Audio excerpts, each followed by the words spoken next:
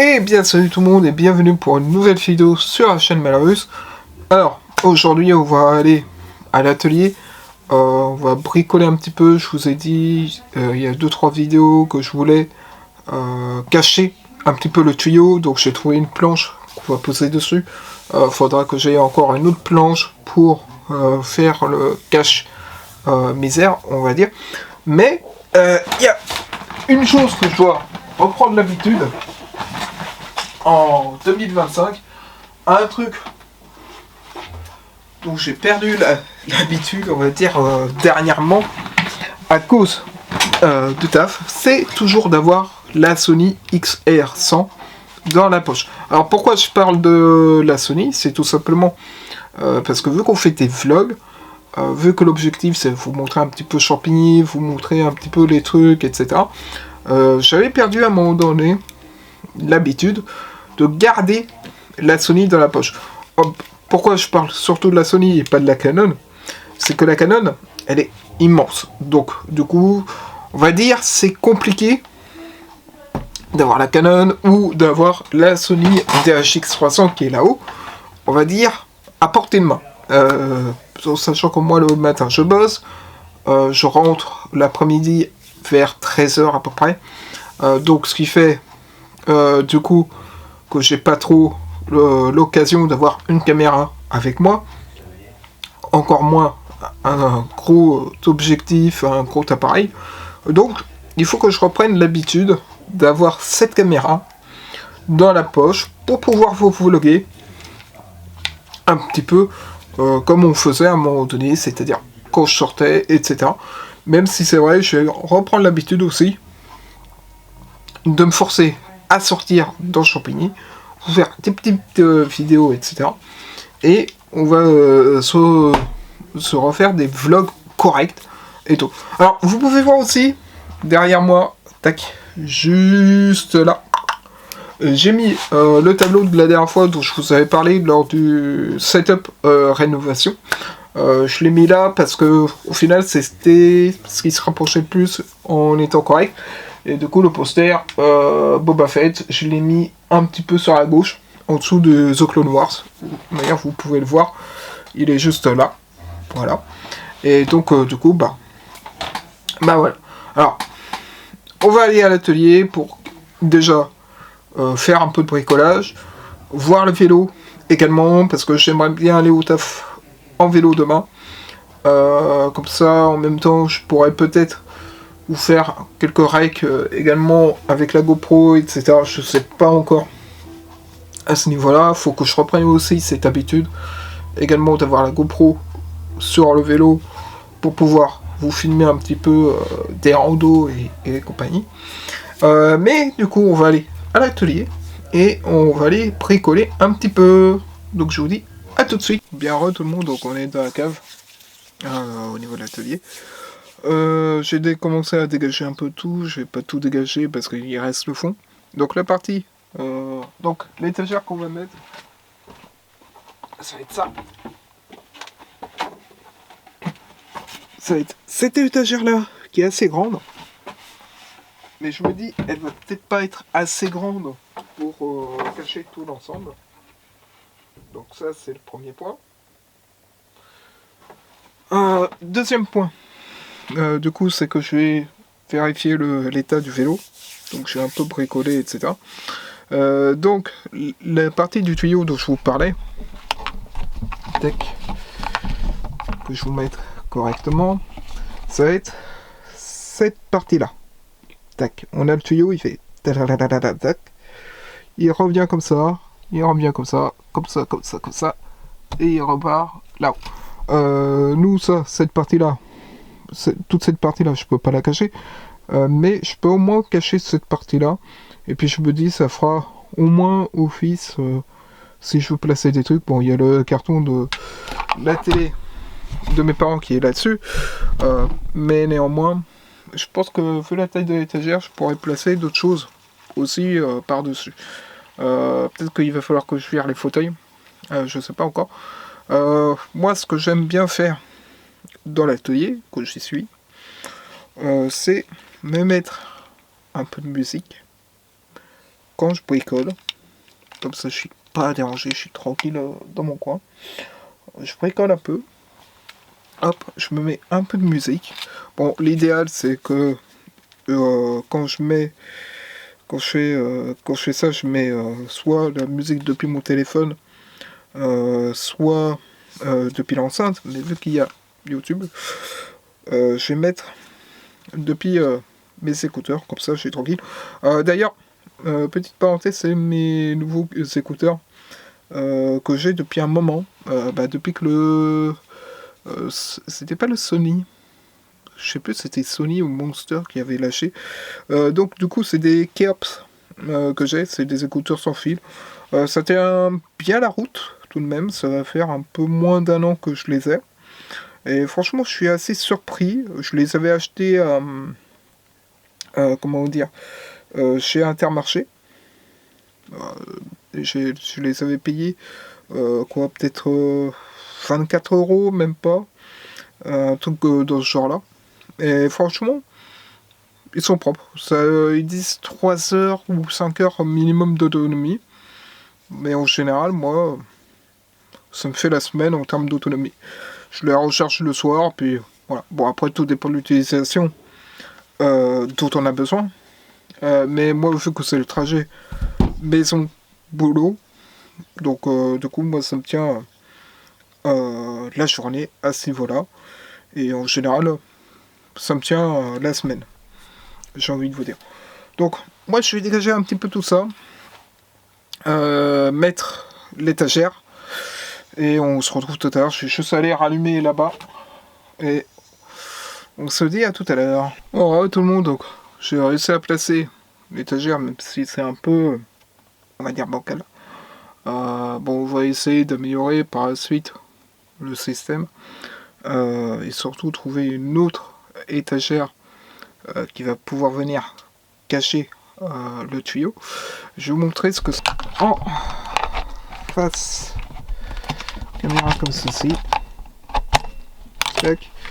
Donc j'ai mis l'étagère là, voilà. Bon, elle est un peu posée sur la télé qui est là. Si je vous mets de l'éclairage, ce sera peut-être mieux. Donc elle est posée sur la télé en attendant. J'ai remis le carton par dessus. Donc on a l'étagère ici. Et du coup, mon idée c'est que il y ait une autre étagère qui vienne comme ça. Donc à peu près à mi-hauteur. Donc ça va faire à peu près arriver à là. Qui va entourer un petit peu le tuyau. Donc ça va venir comme ceci. Et après, peut-être que ça viendra fermer directement. Donc voilà l'idée. Je vais vous remettre correctement. Donc, comme je disais, voilà l'idée un petit peu de qu'est-ce que je veux faire au niveau du tuyau, parce que j'en ai marre de le voir ce tuyau à la con. Ça fait un peu de trucs sur le micro là, c'est pas grave, je nettoierai après. Mais du coup voilà, moi j'ai vérifié un petit peu les pneus, le vélo, qui soient corrects à ce niveau là. Je vais vous faire un petit timelapse de qu'est-ce que je vais faire exactement. Je vais utiliser le pied d'atelier. Alors, je sais pas si vous vous souvenez aussi, dans la dernière vidéo que j'avais fait sur l'utilisation du pied d'atelier, j'avais cassé la lampe, celle-là. Je pense que je mettrai un circable autour, parce qu'en soi, ici ça se raccroche plus. Je vais essayer, mais je pense que je vais essayer de remettre un circable qui tiendra le trou, donc qui viendra un petit peu tenir ici à ce niveau là. Donc je le mettrai comme ça, et je pense que je viendrai faire tenir avec un système de circable, peut-être autour d'ici, là, de l'interstice qu'il y a là, et faire venir avec ça. Je vais prendre les outils dont j'ai besoin pour le vélo, et après on se retrouve pour continuer l'entretien du vélo.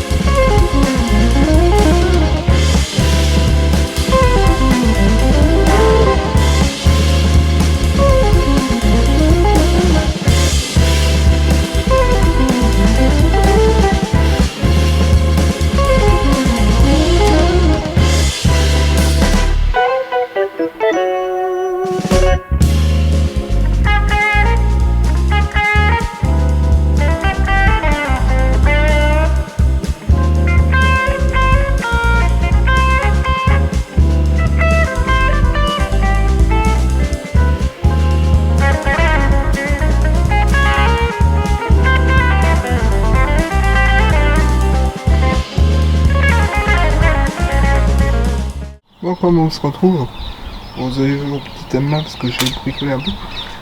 Mais ce que je voulais vous montrer, c'était le support de pied d'atelier que je vous avais parlé la dernière fois. Vous voyez, il y a plein de trous. Je vais rallumer un peu la lumière. Il y a plein de trous au niveau du pied. Donc ce qui fait qu'on peut glisser un peu de tout en termes de vis, enfin de tournevis, de clés à LED, etc. Donc ça c'est ce que je trouve assez pratique. Puis vous voyez, ça rend tout de même bien mieux avec le pied d'atelier que s'il est posé au sol. Et puis c'est plus stable. Allez, on se retrouve à la cave pour la fin de la vidéo. Bah, pendant que je range un peu le matos, je vais ranger les écouteurs parce que bon, la solution mécanique elle a été rapide, mais parce qu'il n'y avait pas beaucoup d'entretien à faire. Mais du coup vous avez pu voir un petit peu mon installation, comment je faisais. Bon, ça m'arrive, comme la vidéo de la dernière fois, de faire directement les répas. D'ailleurs c'était pas là, c'était là-haut. Ok, à l'aide. Ça m'arrive de faire les réparations directement dans la cave en fonction du temps. Mais pourquoi je voulais vous montrer ça, c'est tout simplement pour vous montrer mon organisation au niveau de mécanique et puis surtout vous montrer les avantages et les inconvénients du pied d'atelier. Je vous en ai déjà parlé lors des vidéos. Les avantages, c'est surtout ici au niveau du plateau, puisqu'il y a tous les supports pour mettre les vis, enfin les tournevis, les clés à LED, etc. Donc gros inconvénient, c'est la pince qui se ferme mal parce que c'est un truc à ressort. Mais sinon en soi, on va dire que de ce pied d'atelier, je suis assez content de l'avoir parce que du coup, ça me permet d'avoir tous les trucs à côté. Pareil, au niveau de la pompe à pied, ça je suis pareil très content de l'avoir pour ces pompes à pied, pompes à main, c'est comme on peut le dire, mais c'est très pratique parce que du coup, comme disent les mécaniciens sur les vélos, c'est que tu peux avoir la pression. Et ça c'est vrai que c'est très pratique de voir la pression de tes pneus, comme ça ils sont à peu près au même niveau chacun. Comme vous avez pu le voir, bah, j'utilise surtout les comment dire, les clés à pas les clés à LED, mais j'ai oublié le nom, mais bref, j'utilise ça, les clés à molette. Voilà, je cherchais le nom, je sais pas pourquoi ça, je bégayais sur le nom. J'utilise surtout les clés à molette plutôt que les tournevis plats parce que c'est plus des écrous qu'il y a sur mon vélo. Et cela, pour ceux qui se demandent, c'est du 15 pouces que j'utilise. Bon, après, j'ai pas de marque particulière. J'ai un peu de tout en clé. J'ai du double, comme ça, même si je l'utilise pas trop. J'ai aussi bien du simple, comme ça. Bon, j'en ai plusieurs. Il y a une vidéo que je regarde de temps en temps.